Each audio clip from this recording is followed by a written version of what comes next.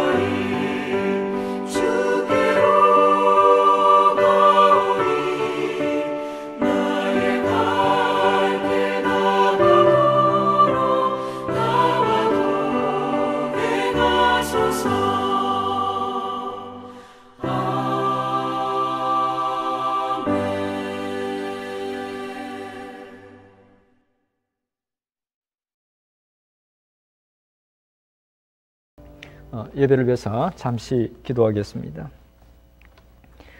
좋으신 하나님 아버지, 지금처럼 힘들고 어려울 때 지켜주시고 때를 따라 돕는 은혜를 베풀어 주셔서 감사합니다.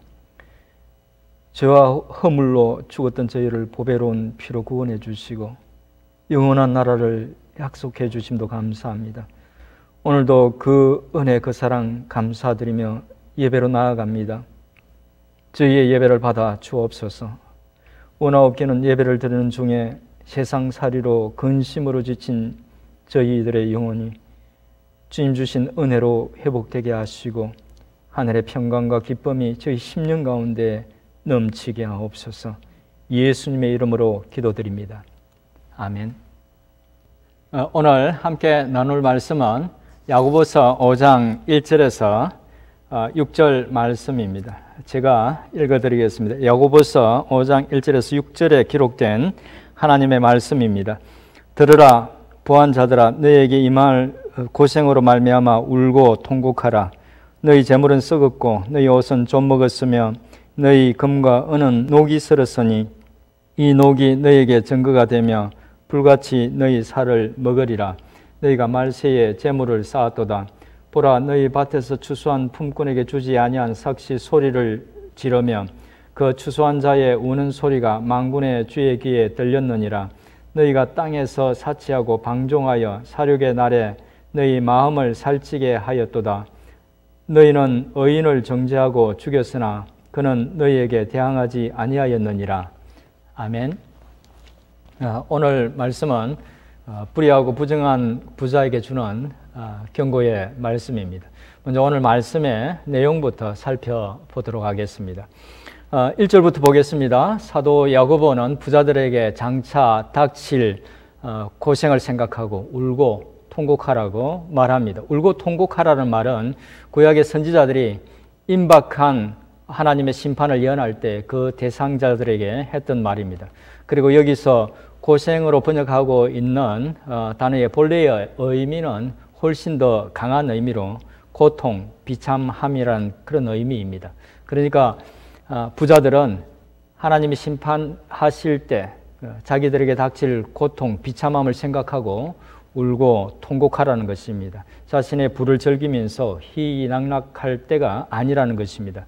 그러면서 사도 야고보는 그들이 왜 그런 심판을 받게 되는지 몇 가지 이유를 말해줍니다. 첫째는 2절, 3절에 나오는 내용으로 그들이 부한 것이 문제가 아니라 곡식이 썩어서 버려도 줄인 자들에게 나누어 줄 모르고 옷은 입지 않아서 좀이 먹어서 못 쓰게 돼도 벗은 자에게 줄 모르고 금과 은이 녹이 슬어서 사가 없어져도 가난한 자들을 위해서 쓸 줄 모르는 그들의 탐욕을 지적하고 있습니다. 그것도 심판이 가까운 말세에 그렇게 하고 있다는 것입니다. 둘째는 4절에 나오는 내용으로 그뿐 아니라 그들이 힘들게 일해서 겨우겨우 살아가는 사람들의 일삭을 제때 주지 않았다는 것을 지적합니다. 재물을 모을 때 사람들의 임금을 착취하고 부정하고 부당한 짓을 했다는 것입니다. 그들이 심판을 받는 세 번째 이유는 5절에 나오는 내용으로 또 그렇게 모은 돈으로 자신들은 땅에서 사치하고 방종한 삶을 살고 있다는 것을 지적합니다. 땅에서 사치하고 방종했다는 것은 이 땅에서 사는 현세의 어떤 삶이 전부고 또 끝이라고 생각하면서 욕심껏 살았다는 말입니다. 그런데 사도 야고보는 그들의 그런 삶을 보고 사륙의 날에 마음을 살찌게 했다는 말을 덧붙입니다. 이 말은 그렇게 하는 것은 마치 짐승을 도살할 날이 가까워질 때 살을 더 찌게 하는 것과 같은 그런 행동이라는 것입니다. 결국 그들이 부정하고 불의하게 번 돈으로 사치하고 방종하는 것은 더 엄중한 하나님의 심판을 초래하게 될 것이라는 그런 의미입니다. 마지막 6절에서는 그 부자들이 하나님의 심판을 받게 되는 그런 네 번째 이유를 말하고 있는데 그 부자들은 앞에서 했던 악한 일도 모자라서 심지어 의인을 정죄하고 죽였다고 말합니다. 여기서 정죄한다는 말은 재판에서 유죄를 받게 했다는 그런 의미로 그 불의한 부자들은 자신의 부를 다하기 위해서 자신들이 하는 일에 항의하는 사람들 또 무고한 사람들을 법정에 세워서 유죄를 받게 하고 죽음으로 몰아가는 일까지 저질렀다는 것입니다. 그러니까 악한 부자들은 자신의 그 부를 부정하고 부당하게 축적하는 데 그치지 않고 그것을 위해서 사람들을 파멸로 몰아가기까지 했다는 것입니다. 이상에서 간단하게 오늘 본문의 내용을 살펴보았습니다. 오늘 말씀에서 사도 야고보가 경고하고 있는 부자는 일반적인 부자가 아닌 것 같습니다.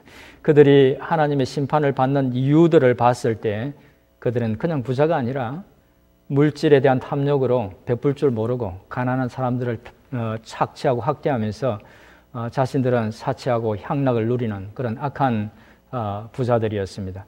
오늘 말씀은 성경 속에 나오는 몇몇 인물과 어떤 사건들을 생각나게 합니다.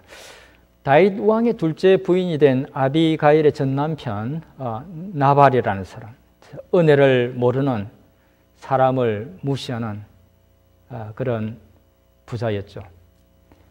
또 열왕기하 21장에 나오는 북이스라엘의 왕 아합 왕, 그는 북이스라엘의 왕으로서 온갖 것을 다 갖고 있으면서 나봇이라는 사람의 포도원을 탐냈죠. 결국 그의 악한 아내 이세벨이 악한 꾀로 모함해서 그를 죽이고 그 포도원을 빼앗아서 남편 아합 왕의 주었죠. 또 누가복음 16장에서 예수님께서 말씀하신 거지 나사로와 부자의 이야기 속에 나오는 부자를 생각나게 합니다. 자신의 대문을 출입하면서 문간에 누워있는 거지 나사로를 날마다 봤을 텐데 그는 단 한 번도 자비를 베풀지 않았죠. 또 이 말씀은 멸망 직전의 북이스라엘과 또 남유다를 생각나게 합니다. 하나님이 보낸 여러 선지자들의 말을 보면 가난하고 약한 자들을 착취하고 학대했던 죄에 대해서 지적하고 있는 내용들이 참 많이 나옵니다. 미가 선지자가 기록한 미가서에도 그런 내용이 나오는데 그 중에 한 절을 보면 이렇게 지적하고 있습니다. 미가서 3장 2절 3절 말씀입니다. 너희가 선을 미워하고 악을 기뻐하여 내 백성의 가죽을 벗기고 그 뼈에서 살을 뜯어 그들의 살을 먹으며 그 가죽을 벗기며 그 뼈를 꺾어 다지기를 냄비와 솥 가운데 담을 고기처럼 하는도다. 넉넉하고 아쉬울 것이 없는 지도자들이 힘없고 불쌍한 백성들을 그렇게 어떻게 착취했는지 적나라하게 묘사하고 있습니다. 그런데 우리가 기억해야 할 것이 있습니다. 자신이 가진 것에 족하지 않는 개인과 그런 자들이 많았던 어떤 사회의 어떤 공통점은 하나같이 하나님의 심판을 면하지 못했다는 것입니다. 오늘 말씀 속에서 사도 야고보가 경고하고 있는 그 부자들처럼 울고 통곡할 일이 생겼던 것이죠. 그러면 사도 야고보는 왜 부정하고 탐욕적인 부자들에게 이 경고의 말씀을 하고 있을까요? 아마 직접적인 이유는 교회에 소속되어 있지만 여전히 세상적인 방법으로 부당하고 부정하게 부를 축적하고 또 그것으로 사치스러운 삶을 사는 사람들에게 경고를 주기 위함일 것입니다. 그렇게 하면 하나님의 심판이 있을 것이라는 것을 알려주는 것이죠. 다른 한편으로 보면 칼빈도 주장했듯이 다음 두 가지 이면적인 그런 어떤 이유도 생각할 수 있을 것 같습니다. 한 가지는 이 말씀은 당시 어렵게 살아가는 가난한 성도들에게 그런 부자들의 어떤 사치스러움, 그것이 결코 부러워할 것이 못 된다는 것을 보여주기 위한 것으로도 볼 수 있습니다. 일반적으로 가난한 사람들은 부유한 사람들을 부러워하기 마련입니다. 당시 성도들의 눈에는 많은 부를 축적하고 누리는 부자들이 마음 한구석에서는 부러웠을지 모릅니다. 하지만 사도 야고보는 그 부자들이 장차 주님 앞에서 심판을 받게 되리라는 것을 상기시켜 줌으로써 결코 부러워할 것이 아니라는 것을 알려주기 위한 것이라는 것이죠. 사도 야고보가 이 말을 한 또 다른 이유로 생각해 볼 수 있는 것은 가난한 사람들이 당했던 그런 부당한 대우에 대해서 하나님이 반드시 갚아 주시리라는 것을 알려줌으로써 그들을 격려하기 위한 목적도 있다는 것입니다. 그들이 당하는 것을 하나님이 보고 계시고 알고 계시고 또 그래서 장차 그것을 갚아 주시리라는 것을 그들에게 알려줌으로써 그들이 당하는 어려움을 잘 견딜 수 있도록 격려하기 위해서 이 말씀을 주고 있다는 것입니다. 사실 요즘은 대중매체의 발달로 사람들이 옛날보다 더 돈에 부에 마음이 쏠리게 되었습니다. 옛날에는 부자들의 어떤 담 너머에서 벌어지는 일을 볼 기회가 별로 없었을 것입니다. 그래서 그들이 누리는 것들을 부분적으로밖에 알 수 없었을 것입니다. 하지만 지금은 다양한 매체들 때문에 돈으로 할 수 있는 일이 얼마나 많고 다양하고 굉장한지를 매분, 매초마다 볼 수 있습니다. 화려한 집에서부터 좋은 차, 심지어 멋있는 배우자까지 마치 돈이면 모든 것을 할 수 있는 것처럼 말합니다. 그래서 사람들은 이전보다 더 돈에 집착하게 됩니다. 게다가 요즘은 개인주의가 팽배해지면서 자기 것 없으면 아무것도 할 수 없는 세상이 되고 있습니다. 그래서 돈은 이제 거의 하나님을 대신하거나 하나님보다 더 높은 상황입니다. 옛날 초대교회 시대에 못지않게 아니 오히려 그보다 더 돈을 중시하는 사회 속에 우리가 지금 살고 있는 것입니다. 그래서 오늘 본문에서 말하고 있는 하나님의 심판의 대상이 되는 부자처럼은 아닐지라도 부정하고 불의한 방법을 써서라도 돈을 벌고 싶은 그런 유혹을 우리는 계속해서 받게 됩니다. 이런 시대를 살아가고 있는 우리에게 오늘 본문이 주는 교훈은 무엇일까요? 우리는 오늘 본문과 또 성경의 물질에 대한 조언들을 참고해서 몇 가지 반면의 교훈들을 생각해 볼 수 있을 것 같습니다. 첫째는 만약 우리가 좀 부유한 그런 그리스도인이라면 오늘 본문의 부자처럼 살 것이 아니라 하나님이 원하시는 모습으로 살아야 한다는 것입니다.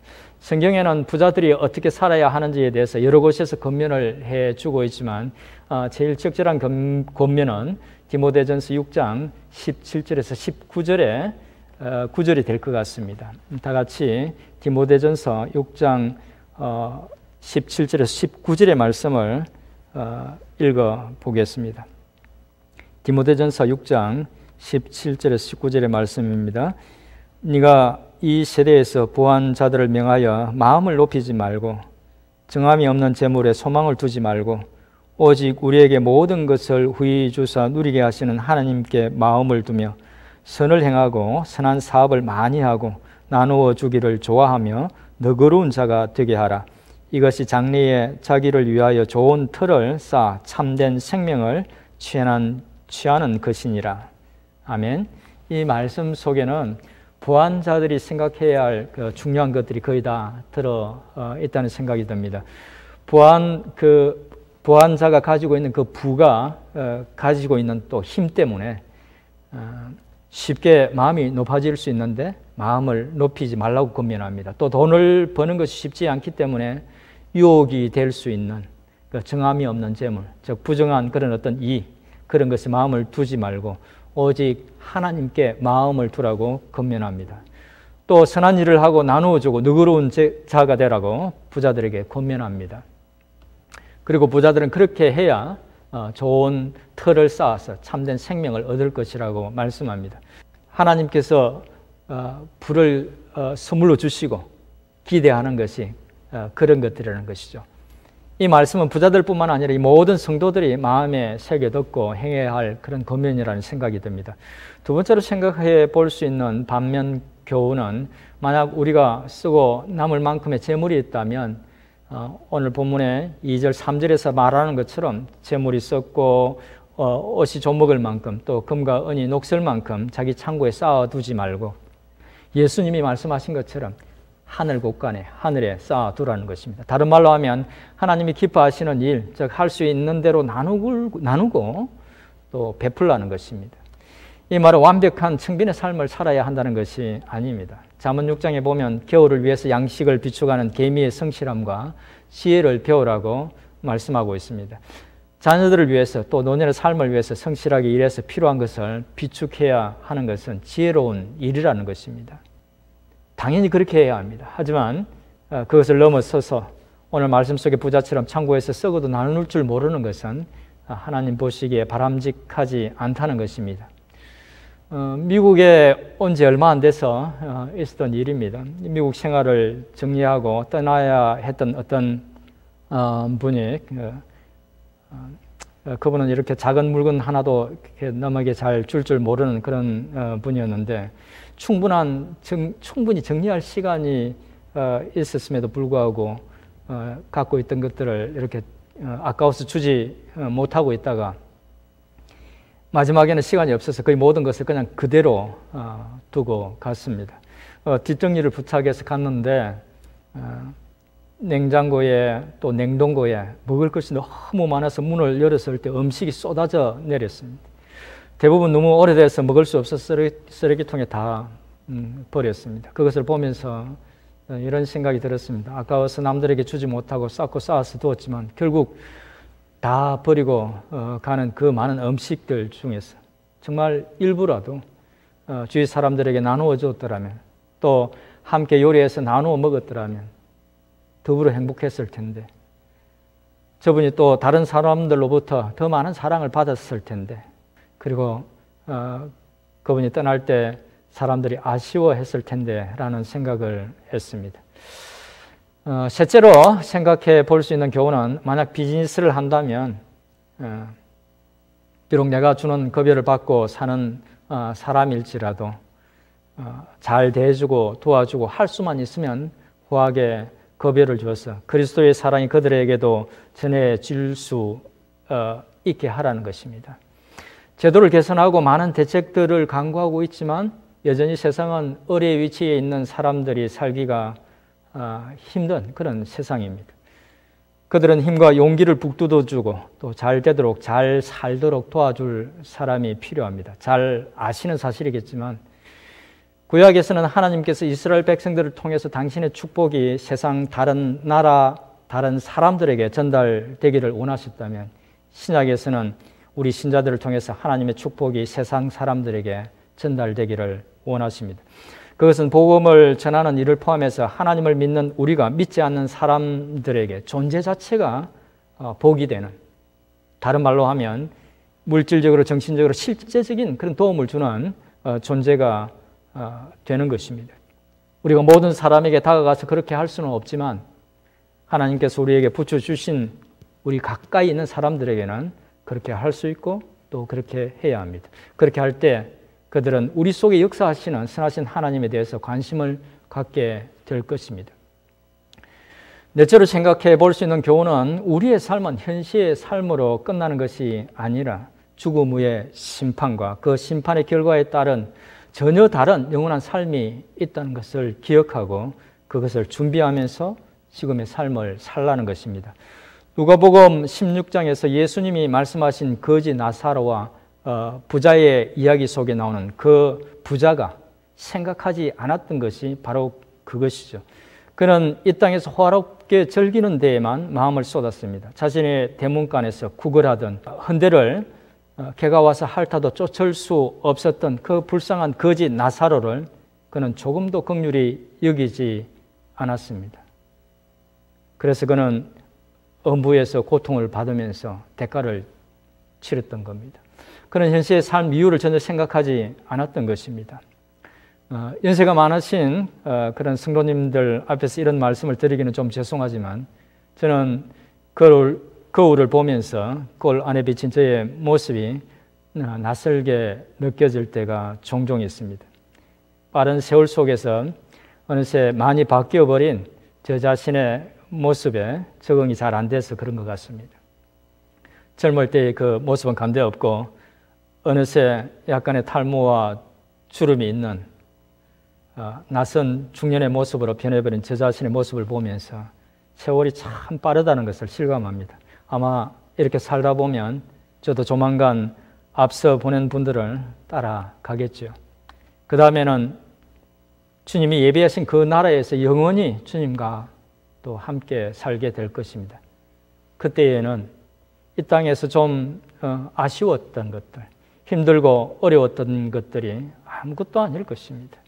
그리고 그때에는 이 땅에 사는 동안 단 하나도 그곳에 가져가지 못할 것들, 그런 것들을 더 가지려고 그렇게 쉬지 못하고 애썼던 것들을 아마 후회하게 될 것입니다. 만약 그것을 기억하며 지금을 살아간다면 우리는 더 가지는 것에 집착하지 않을 수 있고 또 부자처럼 쾌락의 사치에 집착하지 않고 살 수 있을 것입니다.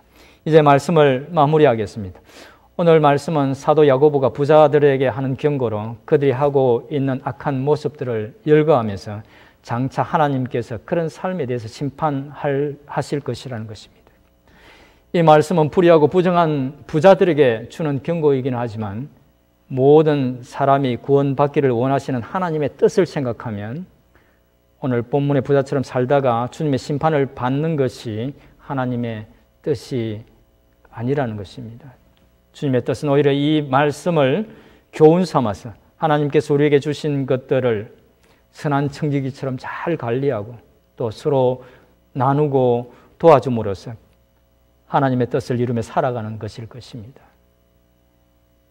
그렇게 잘 살아서 주님 앞에 섰을 때에 착하고 충성된 종이라 칭찬받는 우리 모두가 될 수 있기를 주님의 이름으로 축원드립니다.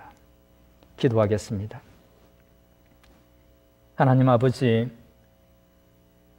오늘도 부족한 저희들 말씀으로 교훈해 주신 감사합니다. 세상은 갈수록 저희들의 눈을 현혹시켜서 주님으로부터 멀어지게 하고 돈의 성공의 감각적인 쾌락에 더 마음이 뺏기게 합니다. 하나님 아버지, 저희 어리석음으로 인해서 일시적인 것, 영원하지 않은 것에 마음 빼앗겨서 그 귀하고 귀한 영원한 것을 놓치는 오를 범하지 않도록 늘 저희들을 일깨워 주시고 교훈해 주옵소서.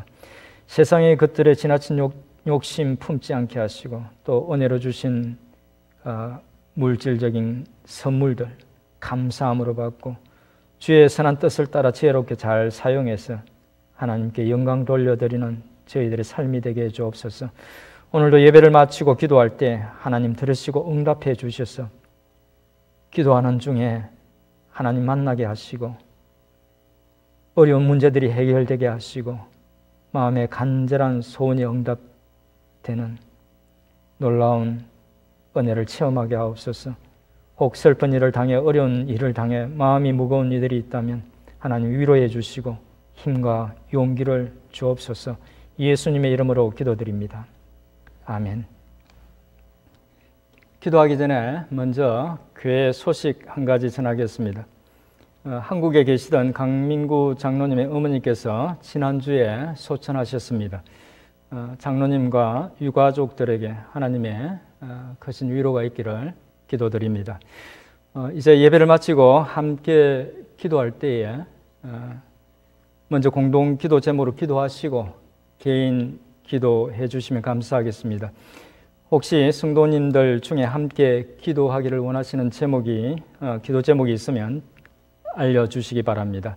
이제 함께 기도할 공동 기도 제목 알려드리겠습니다. 먼저 이 코로나 사태가 빨리 끝나서 모든 생활이 정상적으로 될 수 있도록 기도해 주시기 바랍니다. 연약한 분들을 위해서 기도할 때에 김성경 집사님, 김영자 권사님, 김진대 집사님, 유기봉 집사님, 신추월 권사님, 황정희 집사님의 건강을 위해서 기도해 주시고요. 또 연로하신 에녹회 회원들을 위해서도 기도해 주시기 바랍니다. 파송 선교사님들을 위해서 기도할 때에 임바울, 장영심 선교사님, 정연호 오경자 선교사님, 이주혜 선교사님의 건강과 사역을 위해서도 기도해 주시기 바랍니다. 또 폐암으로 투병하고 있는 가영호 선교사님의 건강과 회복을 위해서도 기도해 주시기 바랍니다. 그리고 주일 예배와 수요 예배, 목요 줌 성경 공부, 금요 룻기 성경 공부, 중고등부 학생들을 위한 위클리 줌 미팅을 위해서도 기도해 주시기 바랍니다. 함께 기도하겠습니다.